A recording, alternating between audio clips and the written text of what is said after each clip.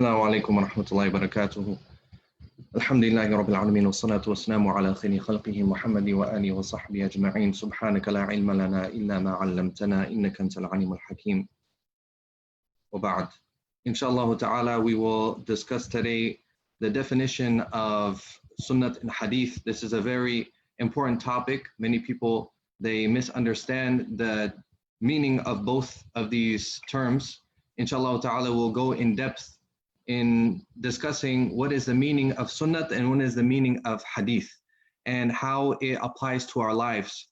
And misinterpreting these two terms can negatively affect a person's ibadat and their actions in regards to their religion.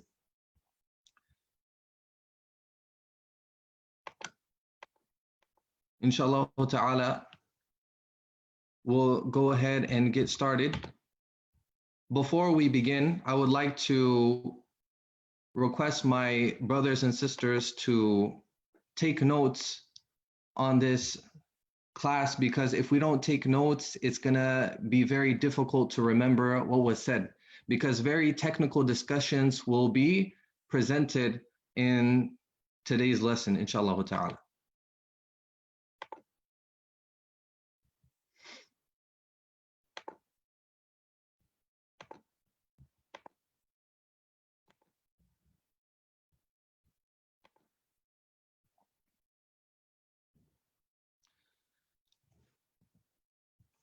The topics we will discuss in this lecture are three.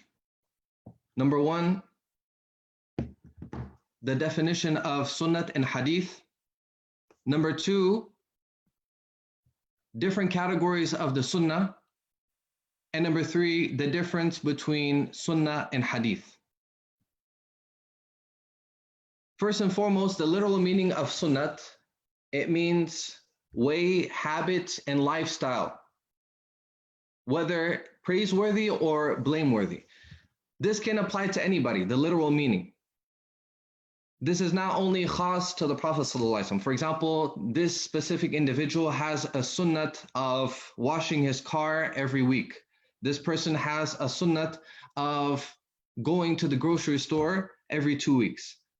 So this term sunnah literally is not restricted to the Prophet ﷺ. In the literal sense. It can refer to anybody and anything, whether praiseworthy or blameworthy. It comes in a hadith where the Prophet ﷺ describes to us the meaning of sunnat.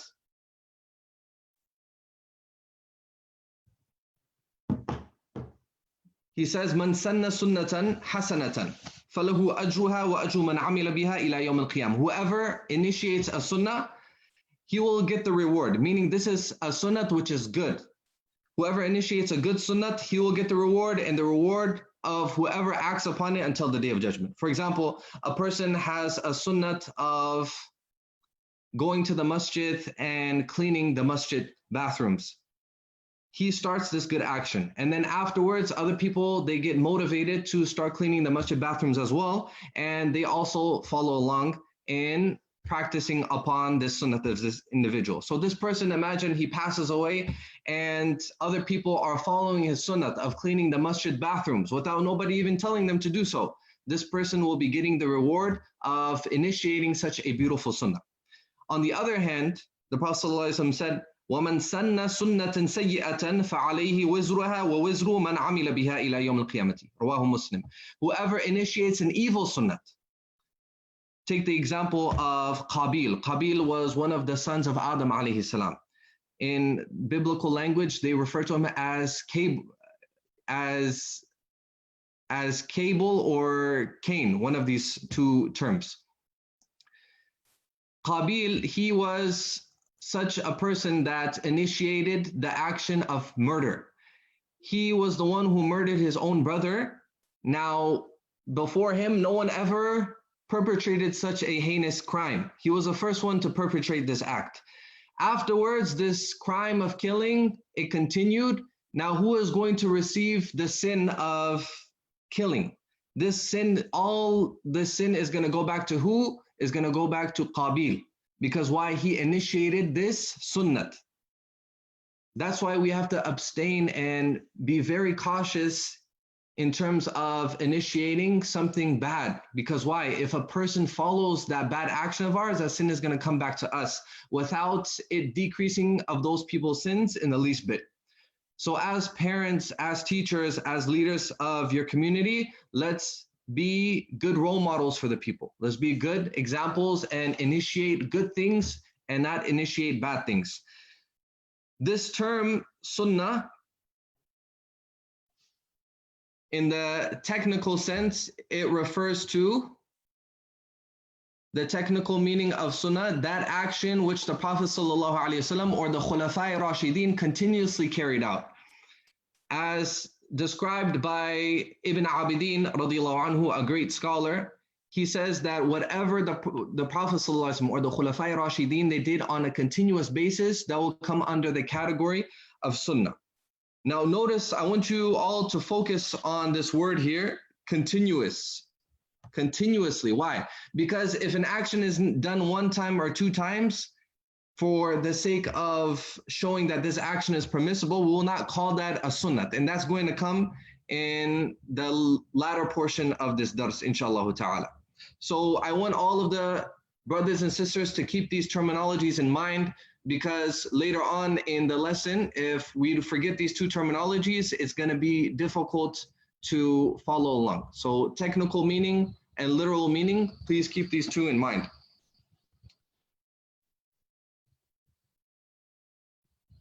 The term sunnat in the technical sense can also be used synonymously for hadith. And these details, inshallah, will be discussed. What is the difference between sunnat and hadith?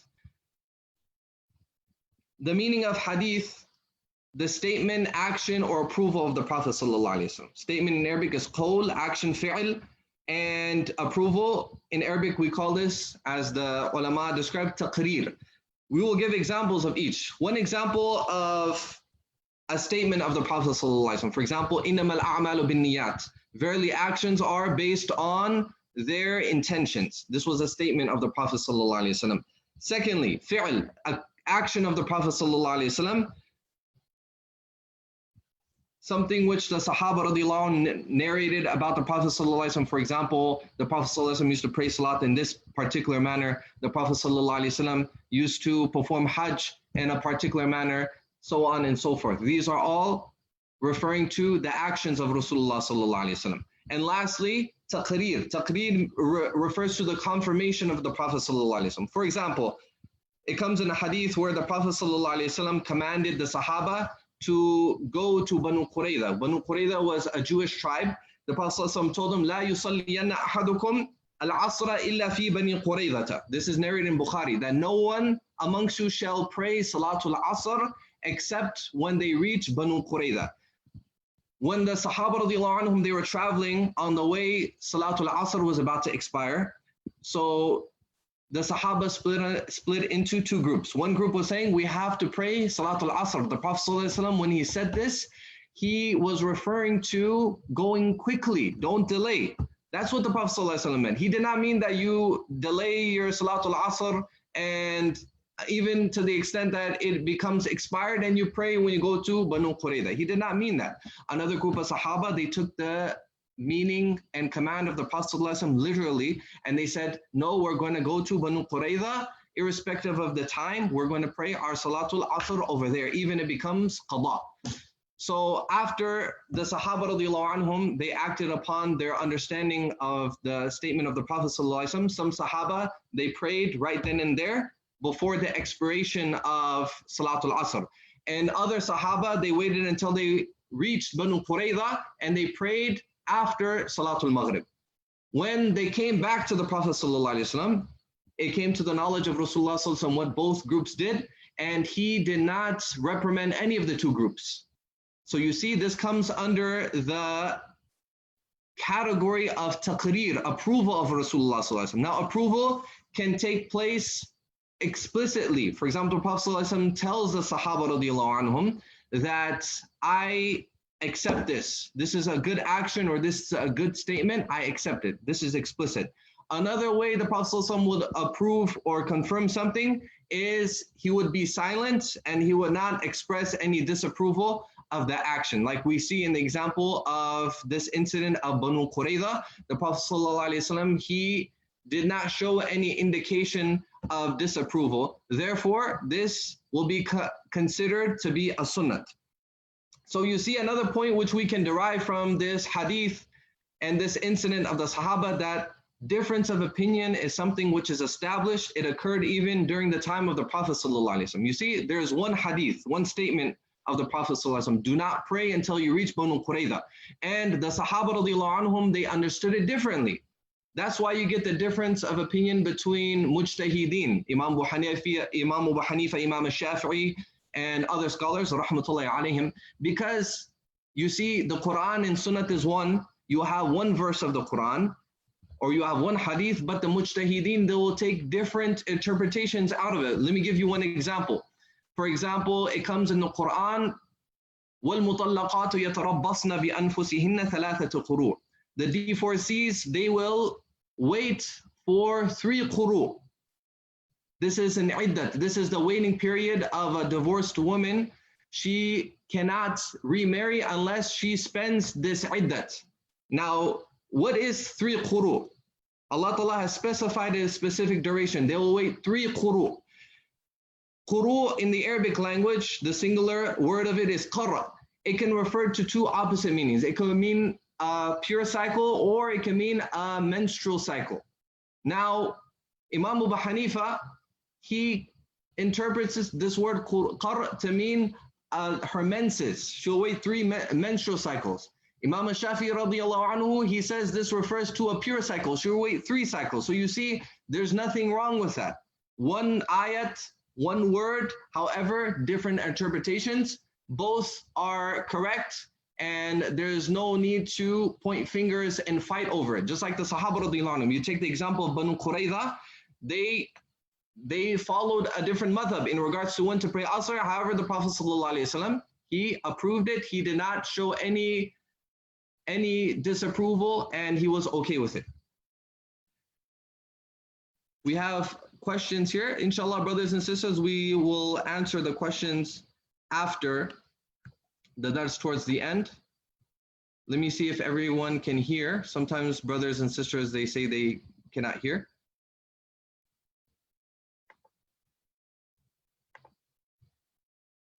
Okay, yes, brothers and sisters, if you have any questions or comments, you guys can post them at the end of the dars, inshallah ta'ala.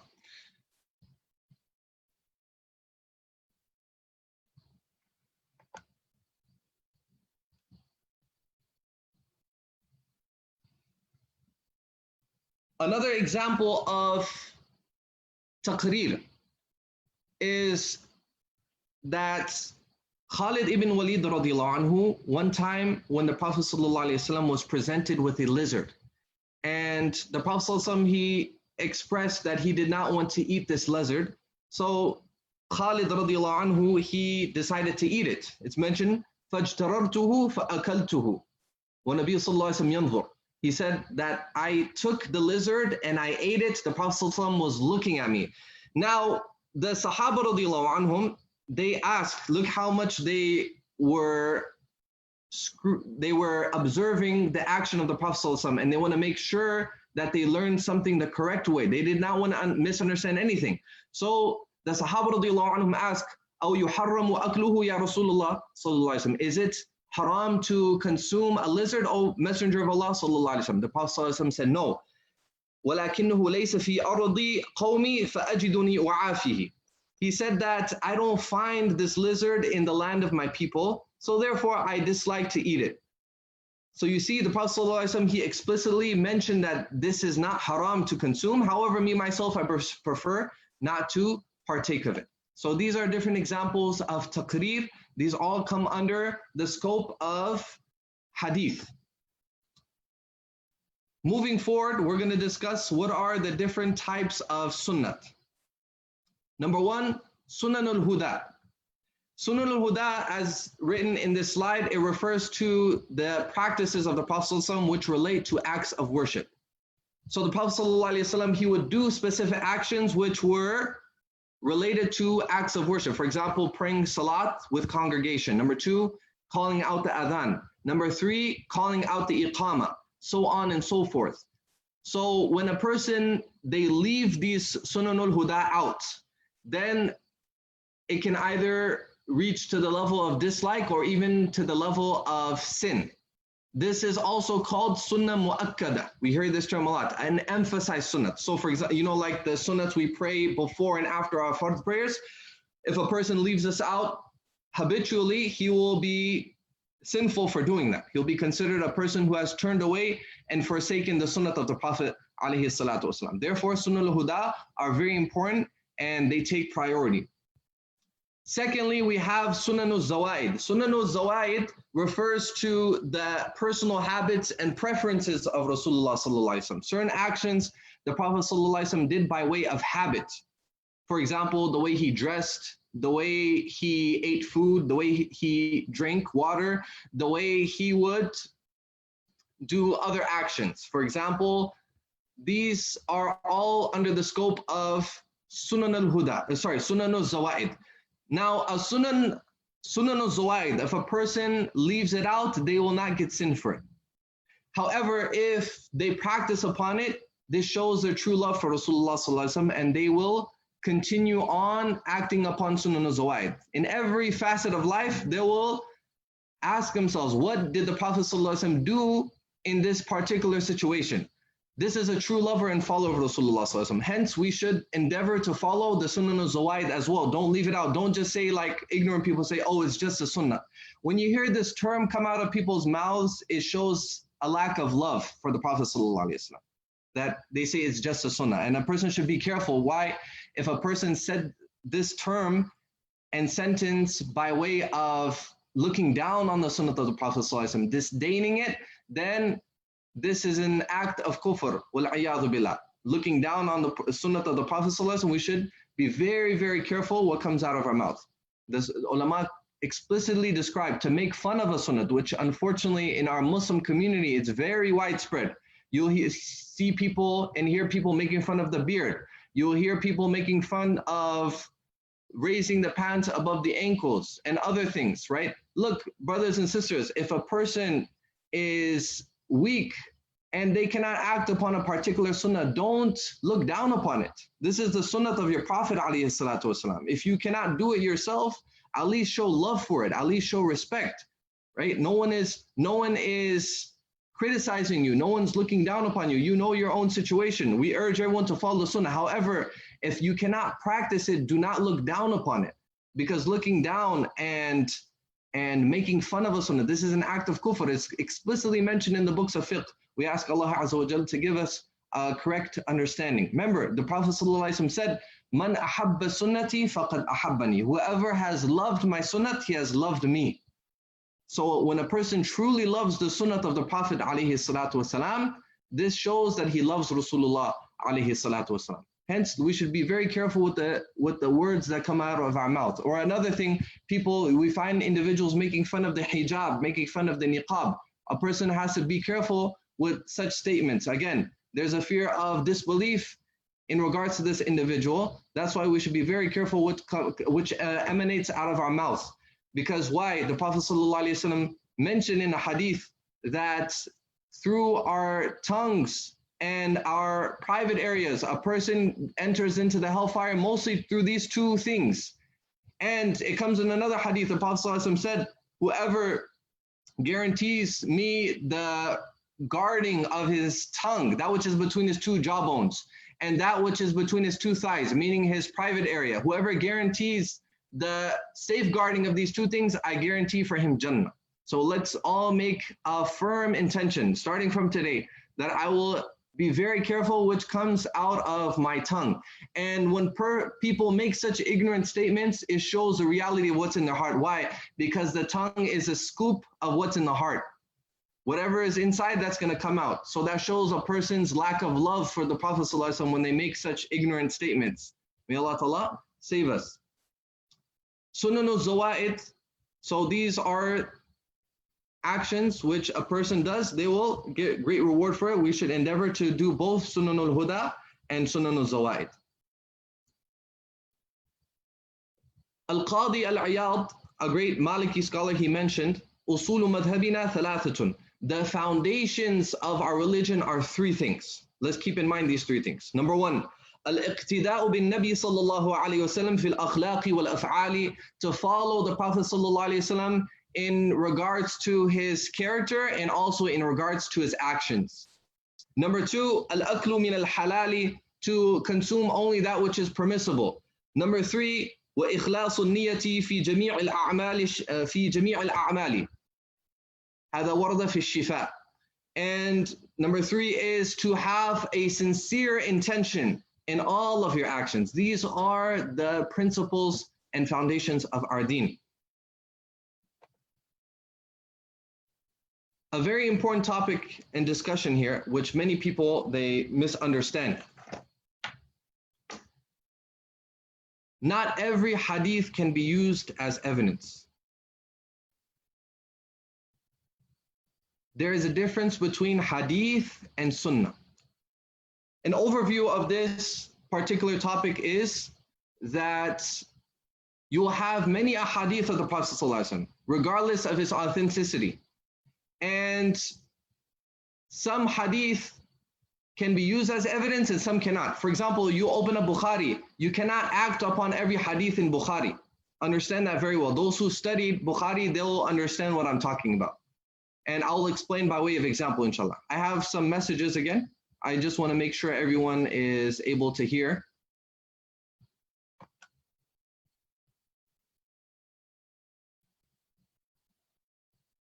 Okay, inshallah. Yes, I'll do that.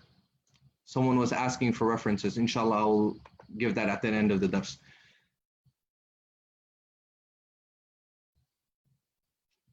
Remember the definitions which we explained earlier in the dars. What is sunnat and what is hadith?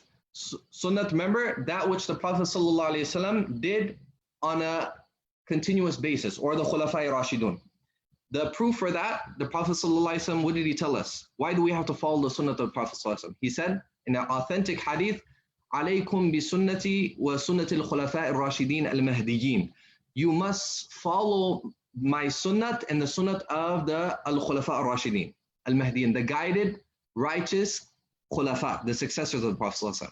Tamassaku biha, hold on to it tightly, wa'addu alayha bin nawajith, and hold on to it tightly with your molars.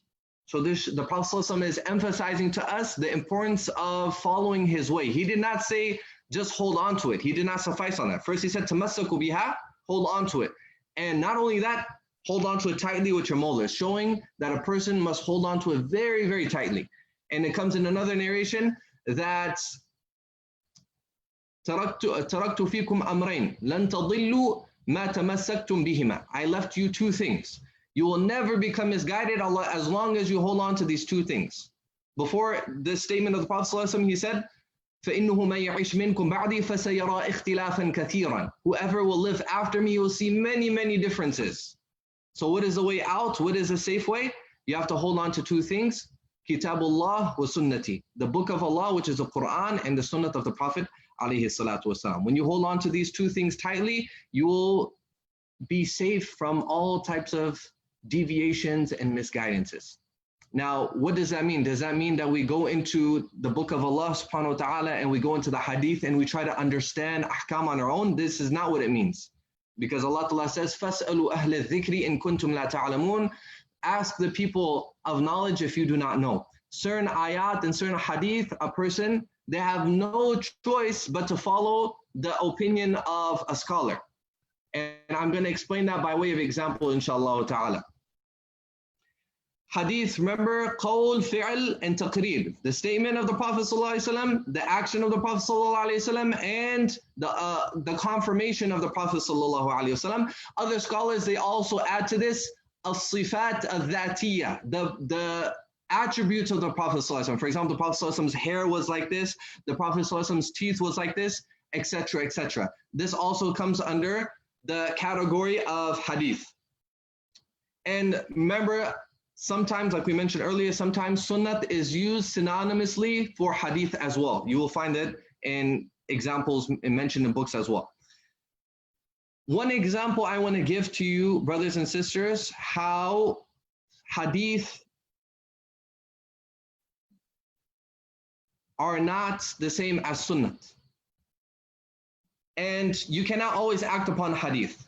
There are particular evidences mentioned in authentic narrations where they are hadith, but they're not considered sunnah. For example, the Prophet ﷺ mentioned in authentic narration, تَوَضَّعُوا مِمَّا مَسَّتِ النَّارِ. Make wudu from that which fire has touched. Meaning, if you eat something which is cooked, you have to make wudu.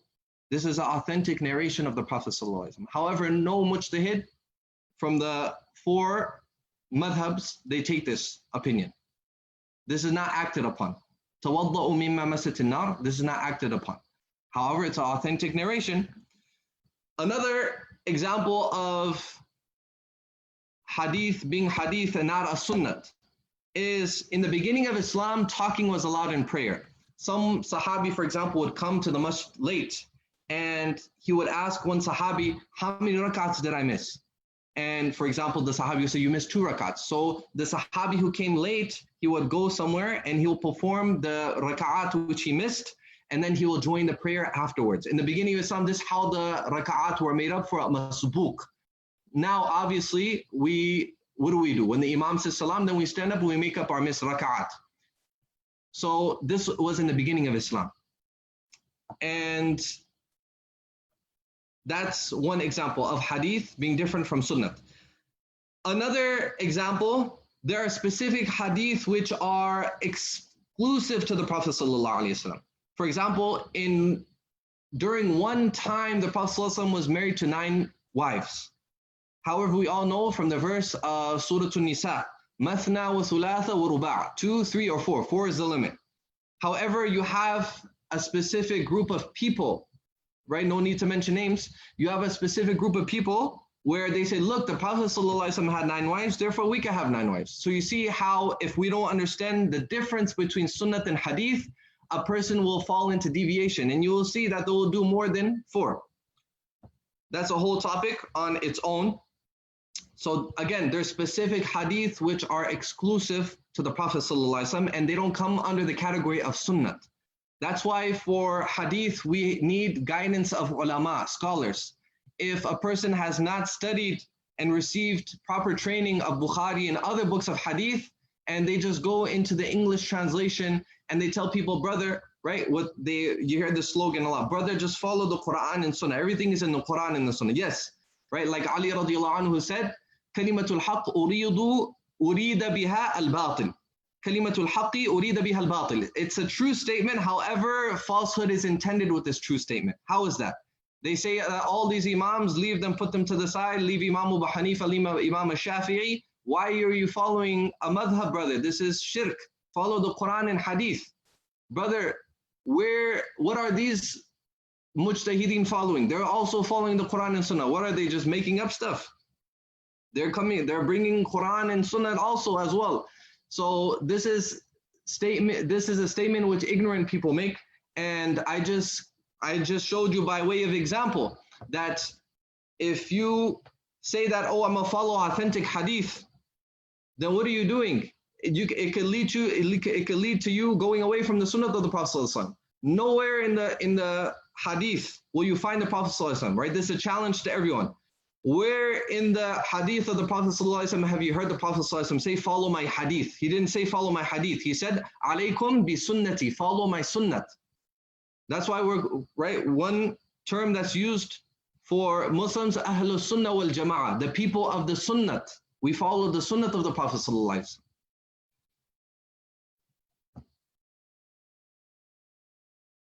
Another example to illustrate the importance of being connected to proper scholars and proper scholarship. Take the example of Ihram, right? There's 2 authentic hadiths. One's mentioned in Sahih Muslim, one is mentioned in Sahih Bukhari. In one hadith it mentions both authentic, right? If a person says, oh, I only follow Sahih hadith, there's no need for scholars, I'm just gonna delve into the books and learn it all on my own. Okay, so I pose a question to this person. You have 2 authentic hadiths. So you say you follow authentic hadith. Okay, very good. The Prophet is mentioned, Anna Nabiya sallallahu alayhi wa sallam tazawaja maymunata wa huwa muhrim. The Prophet sallallahu alayhi wa sallam, he married his wife Maymuna when he was in the state of ihram. Ihram, we all know when you go for Hajj or Umrah, right? You don the Ihram. That's called the clothing Ihram. But Ihram in actuality is a specific state that you're in. You cannot do certain actions which contradict the Ihram. So the Prophet ﷺ is mentioned, he married Maymuna radiallahu anha when he was in the state of Ihram. And contrary to this, there's another hadith which apparently contradicts this hadith. لا ينكح المحرم لا ينكح المحرم ولا ينكح أو كما قال. The Prophet ﷺ said that the muhrim shall not get married, nor shall he marry off someone else. Apparently contradicting hadith. So what are you going to take? Tell me. How can you act upon the Sahih hadith here? So you see, it is very important. These examples here illustrate to you the importance of connecting yourselves to scholars and learning what is the correct implementation and application of this hadith. Because at the end of the day, dear brothers and sisters, you're going to follow someone. If you say don't follow the 4 madhabs, you're going to create a 5th madhab. That's inevitable. And I'll prove that to you. Why is that? Okay, you say neglect all madhahib, follow Quran and hadith directly. So the regular layman, you're telling him to do that. What is he going to do? He's going to pick up a translation of the Noble Quran written by Dr. Muhammad Muhsin Khan. Just an example. So what are you doing? How do you know that Muhammad Muhsin Khan, how do you know that he didn't make mistakes in his translation? So what are you doing? You're following the madhab of Muhammad Muhsin Khan, his translation. That's what you're doing. At the end of the day, you have to follow somebody. Another example, you say don't follow a madhab, follow whatever's in Bukhari. Okay, how do you know Imam Bukhari is right? Did you know, let me give you an example. Did you know that certain scholars of the past, they objected against Imam Bukhari? They actually said that certain hadith of his is weak, which is not the correct opinion. Don't get me wrong. Don't misunderstand what I'm saying. The correct opinion is everything in Bukhari, the hadith which he narrates, and amongst his hadith, they're all authentic. This is the most authentic book after the book of Allah Azza wa Jal. However, you find certain scholars, big scholars, that objected against Imam Bukhari. Okay, now tell me, you're saying follow whatever is in Bukhari. Are you not following the madhab of Imam Bukhari? Isn't this not blind following? So at the end of the day, you have to follow somebody. Taqleed is this is a whole topic on its own, which we're not going to go too much in detail in, but it's very important to know what taqleed is, following a madhab, because why? This topic today, Hadith and Sunna, the mujtahideen, the scholars of fiqh, the jurists, they base things on sunnat. They will distinguish between hadith and sunnat. Whatever is sunnat according to them, they will follow that, and their followers also follow that based on trusting their scholarship. Now, again, at the end of the day, you have to follow somebody. So logically, it makes sense. Follow someone who is more qualified, who has memorized so many ahadith, and who knows so many masail, and he is at the highest caliber in terms of his piety, and he is closer to the time of Rasulullah Sallallahu Alaihi Wasallam. Does it logically make sense to follow somebody yesterday or follow somebody close to the time of Rasulullah Sallallahu Alaihi Wasallam? The Prophet Sallallahu Alaihi Wasallam bore witness to this golden era. He said, وَخَيْرُ أُمَّتِ قَرْنِي ثُمَّ الَّذِينَ يَلُونَهُمْ ثُمَّ الَّذِينَ يَلُونَهُمْ.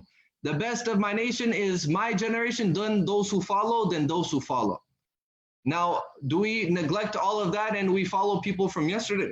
We have to be more clever, more intelligent, and not fall for these slogans, not become deceived by over enthusiastic, overzealous people who are not trained in the field of Sharia, and they just go around and yelling out slogans like this. But they have these double standards. In actuality, they are not following the people of the past. They're following people. They're either following their own nafs or they're following people from yesterday. May Allah subhanahu wa ta'ala give us the correct understanding. That's one example. Another example of hadith being different from sunnah. Sometimes the Prophet ﷺ will do something for the benefit of this ummah, to show the ummah that this action is permissible, you're allowed to do it. For example, it comes in a hadith narrated in Bukhari that the Prophet ﷺ, he told the Sahaba that they could pray nafal. They could pray optional prayers before the fard of Maghrib. And at the third time, he said, liman sha'a, for whoever wants to. He gave them the allowance and permission to do it. Meaning, if you want to pray nafal before the fard of Maghrib, you may do so. And if you don't want to do it, then you don't have to do it. So it's not something which the Prophet ﷺ did himself. If you open up the books of Hadith, you will not find an example where the Prophet ﷺ prayed nafal before Salatul Maghrib, nor will you find an example of the Khulafa Rashideen performing nafal before Salatul Maghrib. However, it's something which is allowed to do, and when the Sahaba, they performed it, they did it, it showed that this is an action which is permissible. Now, in today's time, if we want to perform nafal before the Maghrib Salat, we may do so, it's permissible, but we should not delay our Maghrib Salat to such a long duration where the stars start showing, it becomes dark, then it's going to become a kuru to pray Maghrib in that time. Hence, we should be very careful in this regard. But sometimes, say the Imam arrives late, or it's in Ramadan, people are taking a long time finishing the iftar, then you can perform your nafil prayer at that moment, it's okay. Another example is standing and urinating. It's mentioned in a hadith of Bukhari. The Prophet ﷺ, Ata subatata qawmin. He came to the dumpings of a specific group of people. And these dumpings were, this was an area where people threw all of their garbage. The Prophet ﷺ went there, and it's mentioned he stood up and he urinated. Authentic narration. Now, a person who does not understand he does not understand the difference between Sonnet and Hadith, what he's going to say, oh brother, this is a Sunnah of the Prophet ﷺ. We should all stand and urinate. And you have people that misinterpret the Sunnah of the Prophet ﷺ this way. They pick up Bukhari and they say, oh, it's a Hadith, therefore let's go and do it. Let's all stand up and urinate. The scholars, they explain the meaning of this hadith, that if somebody has a valid excuse, they may stand and urinate. The Prophet, and remember, of course, we're talking about men here. The Prophet ﷺ, it was mentioned that he did this because he had some physical pain. He could not sit due to that. Or for example, if he were to sit, then his clothes and his Mubarak body would have become dirty due to the impurities that were in the dumpings. This is a place where people threw all their garbage. So therefore the Prophet ﷺ stood up and he urinated. In another narration, it's mentioned by Aisha radiallahu anha. And we all know that a person's wife, if you want to know somebody, you want to know what they do, what is their daily habits in life, and how that person really is, you will ask their wife. A person's wife knows a person more than anybody. So Aisha radiallahu anha, she narrates in a hadith mentioned in Surah Nasa'i, that man haddathakum anna Nabi sallallahu alayhi wa sallam kana yabulu qa'iman fala tusaddiquhu ma kana yabulu illa qa'idan. Whosoever told you that the Prophet sallallahu alayhi wa sallam used to stand and urinate, do not believe that person. The Prophet sallallahu alayhi wa sallam did not urinate except whilst he was sitting. So you see difference, one is a hadith, one is a sunnah. And we are commanded in Islam to follow the sunnah of the Prophet ﷺ. One latif I would like to mention, it was mentioned in New York, there was a specific Imam. And he was part of this group that advocates these types of teachings, being overzealous and calling people that, brother, this is hadith, you have to follow hadith, right? Having these types of interpretations without knowing the proper methodology and proper approach when it comes to sunnah and hadith. So he came across this hadith in Bukhari that the Prophet ﷺ stood up and he urinated. So he said, brother, see, look, the Prophet ﷺ stood up and he urinated, therefore we should do it too. This is a sunnah of the Prophet ﷺ. So one attendee in this majlis, he said, what about women? Do women also have to stand up? Is this sunnah for women as well? The Imam, he was dumbfounded. He was left speechless. He did not know how to reply to this person's question. Following the sunnah of the Prophet ﷺ is not only restricted to the action of Rasulullah ﷺ. Remember, as Allama Shami rahimahullah mentions, إن كان مما واظب عليه الرسول صلى الله عليه وسلم أو الخلفاء الراشدون فسنة. If it's that which the Prophet صلى الله عليه وسلم or the Khulafa Rashideen, they were continuous upon, then it's a sunnah. And the Prophet ﷺ himself said, hold on to my sunnah and the sunnah of the Khulafai Rashidin. Who are the Khulafai Rashidin? Abu Bakr, Umar, Uthman, Ali, radiallahu anhum ajma'in. These are the Khulafai Rashidin. Now, if a person turns a blind eye to the Khulafai Rashidin and they say, no, we're going to follow the sunnah of the Prophet ﷺ, we're not going to follow the sunnah of whatever came after. I heard with my own ears from one individual, he had a conversation with someone else. And again, this is from those group of people that are very overzealous and don't have much knowledge, or if they have a lot of knowledge, they're not using it the right way. He said that this person told one person that I know that whatever happened after the farewell sermon of the Prophet ﷺ, the khutbah, the last khutbah of the Prophet ﷺ, anything that took place after that, we're not gonna act upon. Literally, he said something like that along those lines. Whereas the Prophet ﷺ told us to follow my sunnah and the sunnah of my successors, the rightly guided khulafa. Look, the Prophet ﷺ said, Al-Mahdiin, they are guided. Allah Ta'ala has guided them. And the Prophet ﷺ, he has promised Jannat for these specific khulafa. Hence, if a person turns away from the sunnah of Khulafai Rashidin, he has turned away from the sunnah of Rasulullah sallallahu alaihi wasallam. Let me give you an example of some sunnah of the Khulafai Rashidin. It's mentioned about Umar radiallahu anhu, where he prayed 20 rak'ats of Salatul Taraweeh. Now, the Prophet sallallahu alaihi wasallam himself, he prayed for 3 nights, as is mentioned in authentic narrations, and then after that he stopped. So, afterwards, in the Caliphate of Umar radiallahu anhu, he revived the sunnah of Salatul Taraweeh. The Prophet ﷺ, he told the Sahaba that I fear that it's going to become obligatory upon you, that's why I stopped coming. So that fear, it ceased, and afterwards the fear no longer exists of people thinking of it to be fard. Hence, Umar radiallahu anhu, he deemed it appropriate to revive the sunnah of Taraweeh. Now, where did the number 20 come from? It's mentioned in narrations that Umar radiallahu anhu, he prayed 20 rak'at. Is Umar radiallahu anhu going to do something which contradicts the sunnah of the Prophet sallallahu alaihi wasallam out of all people? Whereas Umar radiallahu anhu said that he told the Sahaba that if I go away from the correct path, from the Quran and Sunnah, what are you going to do? He was addressing his companions. They said that we were going to straighten you out like the sword. This is Umar radiallahu anhu. And then he said, Alhamdulillah, that Allah Ta'ala has given me such great companions that will correct me if I err. This is Umar radiallahu anhu. Now, is Umar radiallahu anhu going to come up with something which is against the sunnah of the Prophet sallallahu alaihi wasallam? Obviously, he saw, according to other narrations, those 3 days, the Prophet sallallahu alaihi wasallam prayed 20 rakat. This can be found in other narrations, right? This is not my main object of discussion here. I'm not going to go into details. This is a whole bayan on its own. We're not going to go into that, right? We respect other people, what they do. We're not here to cause any fitna. This is just an example I'm presenting. Many people, they have a misconception regarding this. Now, Umar radiallahu anhu, in the presence of so many Sahaba, elder Sahaba, he's over here praying 20 rakat. No one is objecting against him. No one, not even one Sahabi is objecting against him.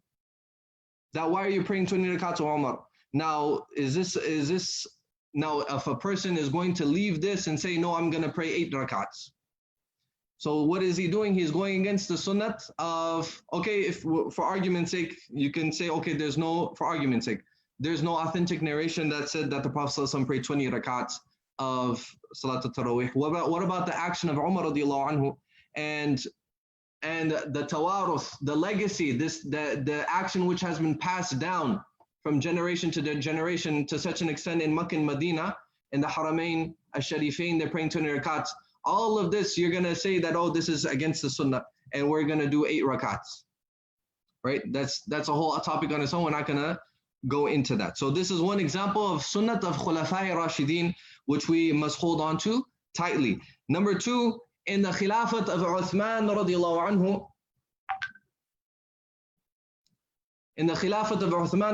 anhu, he initiated a second adhan. Because due to the large number of Muslims in his Khilafat, the Muslim Ummah, expanded so much. He said that one adhan is not enough. We have to do 2 adhans. Whereas in the time of the Prophet ﷺ, there was only one adhan which was given. But Uthman radiallahu anhu initiated a second adhan. Now what do? Do we leave the sunnah of Uthman and say, like a certain group of people, they say, you know what, we're going to go and follow the sunnah of the Prophet ﷺ, we're not going to follow Uthman. Whereas this is the incorrect approach. The Prophet ﷺ himself commanded you and I to follow Uthman radiallahu anhu, Khulafai Rashidin.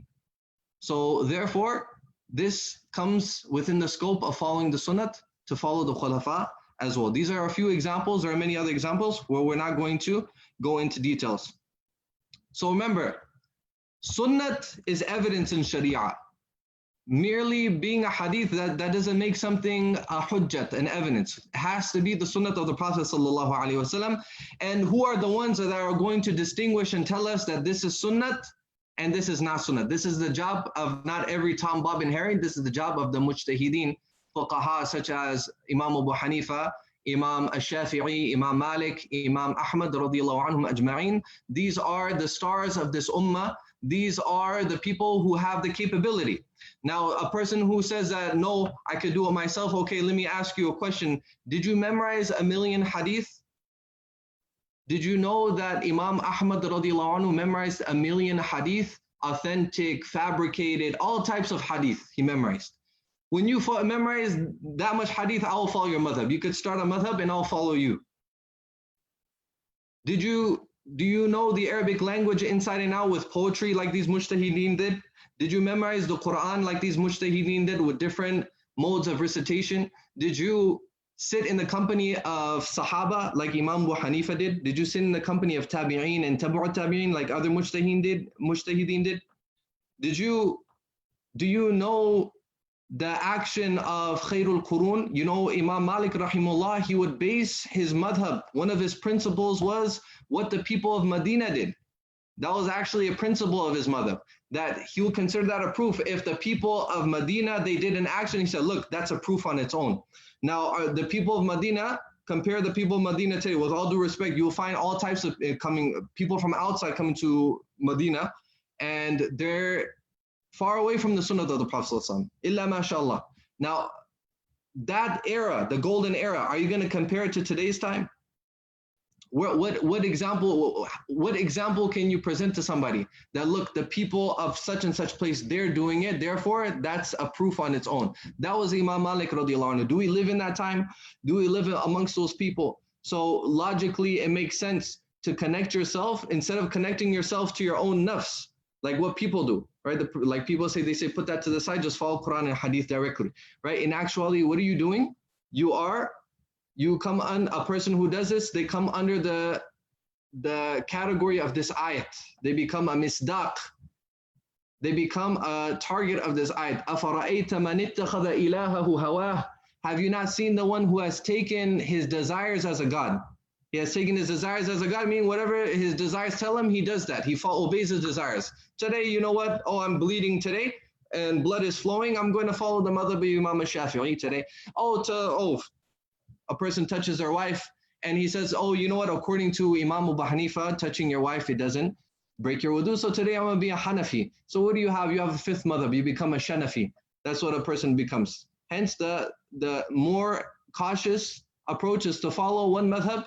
And remember, people, they misunderstand this. The objective is not following a madhab. We have to understand this really well. That's not the objective. The objective is to follow the Quran and the Sunnah. This is what we're commanded to follow. وَأَطِيعُوا اللَّهُ وَأَطِيعُوا الرَّسُولَ. Obey Allah and obey the Messenger. How are you going to do that? How are you going to do that? For example, I want to go to the masjid. How am I going to go to the masjid? Am I going to fly there? I have to go get in my car. If I don't have gas, I have to put in gas. I have to follow the traffic laws so I don't get into an accident. There's a way to do it. But the objective is not the car. The objective is not putting in gas. The objective is to pray in the masjid.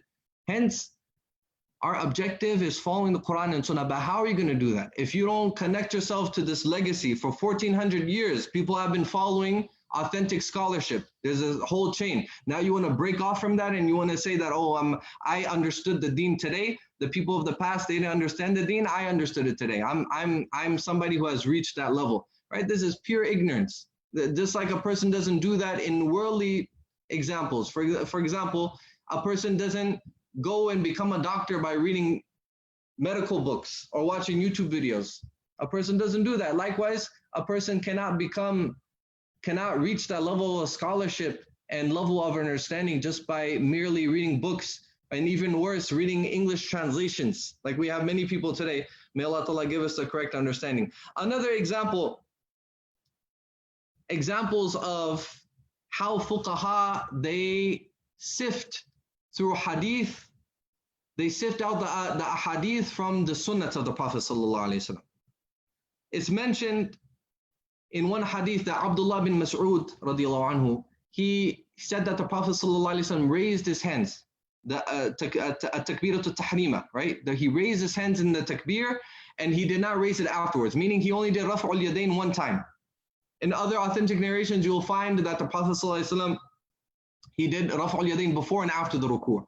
So you will find certain groups of scholars, Imam Malik, Imam Hanifa radiallahu anhum, and they say that we're going to take this hadith, the raising of the hands was in the beginning of Islam, meaning done before and after ruku'. This was in the beginning of Islam, and then right when a lot of action was allowed during prayer, then that slowly it became mansukh, it became abrogated.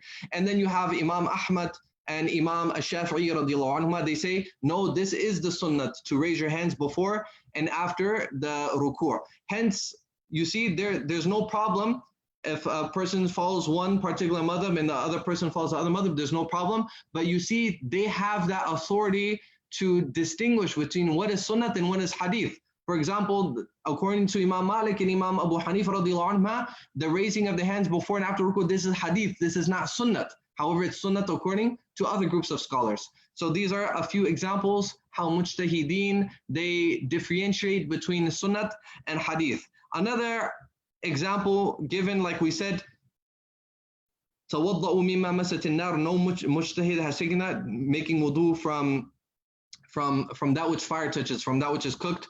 And another thing, Ameen bil Jahr. Some masjids you go to, you find people saying Ameen very loudly. Some people they say softly.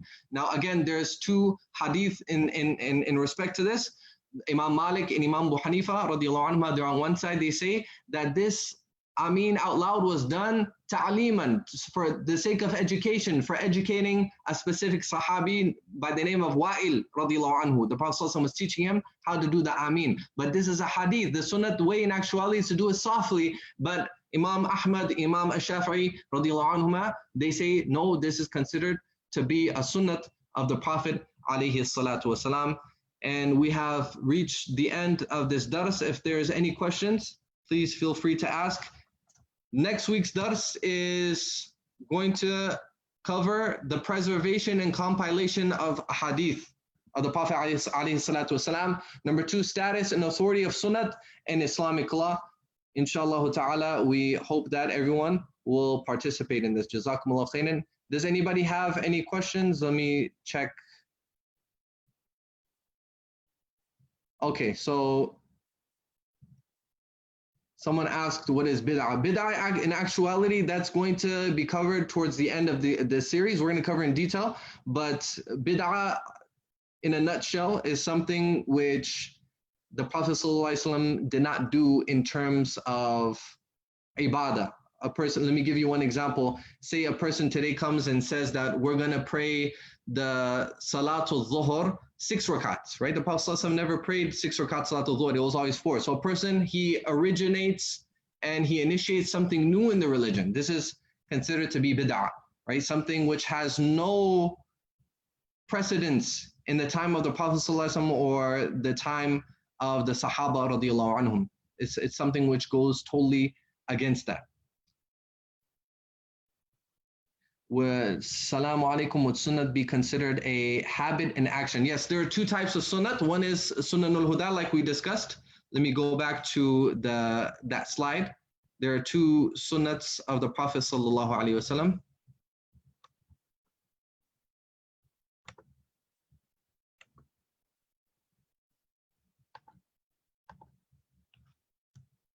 Yes, so you could look at this slide. Sunan al-Huda, practices which relate to acts of worship, and Sunan al-Zawaid, personal habits and preferences of the Prophet ﷺ. So yes, it can refer to habits in according to the technical definition of sunnah.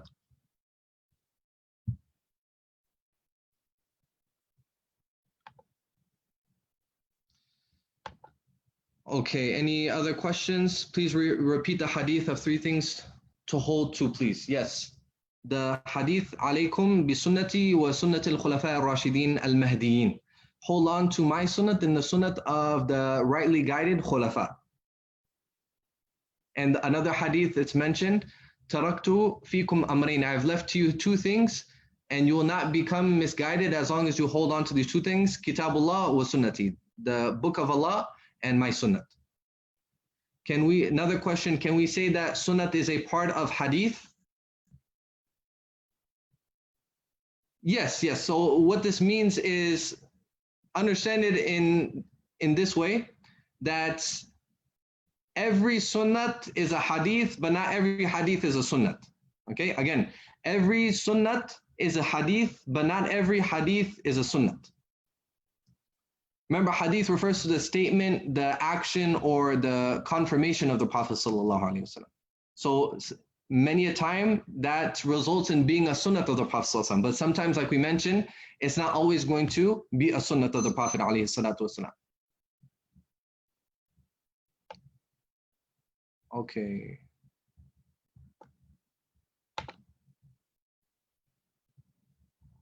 Okay, so another question. Please provide the habits reference. The habits reference, are you talking about the Sunan al-Zawaid?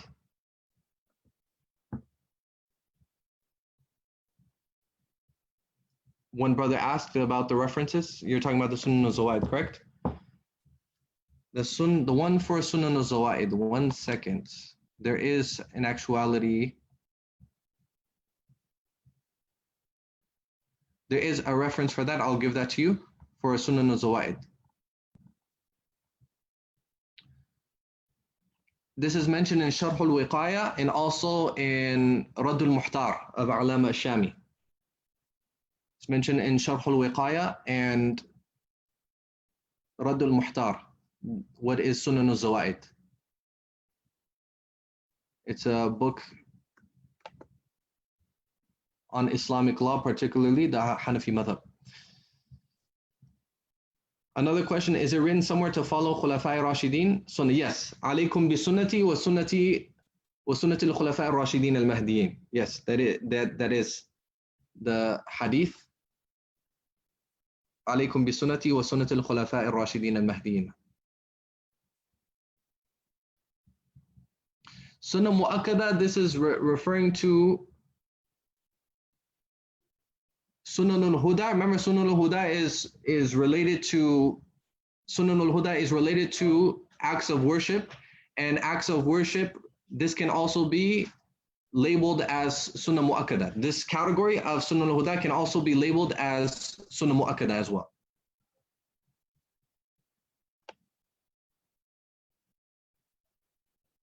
Okay, so there was a question about the three things. Halal food was one. Sorry, didn't hear it. Yes, regarding that, this is mentioned by Al-Qadi Al-Iyad. Al-Qadi Iyad, he mentions that the principles of our religion are three. This is not a hadith. This is like in Urdu we say nichur, right? This is the when you take something and this is the summary of it. Al-iqtida'u bin Nabi sallallahu alaihi wasallam fil akhlaqi wal af'al. This following the Prophet sallallahu alaihi wasallam in character and in actions. Following the Prophet sallallahu alaihi wasallam in character and actions. Number 2, al-aklu min al-halal, to consume that which is permissible. Number 3, wa ikhlasu niyyati fi jami' al-a'mali, and to have a pure intention, have a sincere intention in all actions. This is mentioned in his book Ash-Shifa.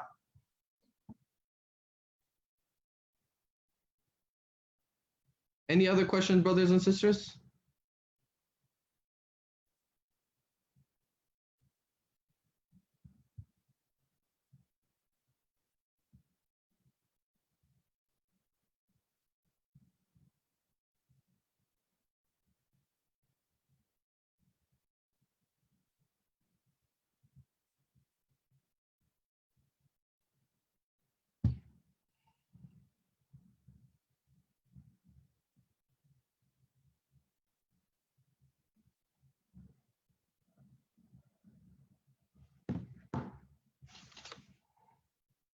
Okay. Jazakumullah khairan. Barakallahu fikum. Inshallah. Okay, another question. Is Sunnah al-Huda an obligatory? How is action that should be followed? Is Sunnah al-Huda? Yeah, Sunnah al-Huda we should follow. Remember, Sunnah al-Huda is such a thing, if a person leaves it out habitually, they'll get sin for it. Like Sunnah Mu'akkada, if you leave it on an everyday basis, continuously, a person is going to be sinful for it. It's فَمَنْ رَغِبَ عَنْ سُنَّتِي فَلَيْسَ مِنِّي. Like the Prophet ﷺ said, whoever turns away from my sunnati is not from me. What does that mean? You turn away from the Sunnah al-Huda of the Prophet alayhi salatu wasalam. This is something which a person should be careful. If you leave it out once in a while, then a person will not get sin for it. It's okay. However, if a person leaves it out for no valid reason, then they'll be blameworthy, but it doesn't reach the level of being sinful if you leave out Sunnah al-Huda. For example, a person did not pray the Sunnat of Zuhr, right? Again, this is once in a while. It's not something done on a continuous basis. Then there's no sin for it.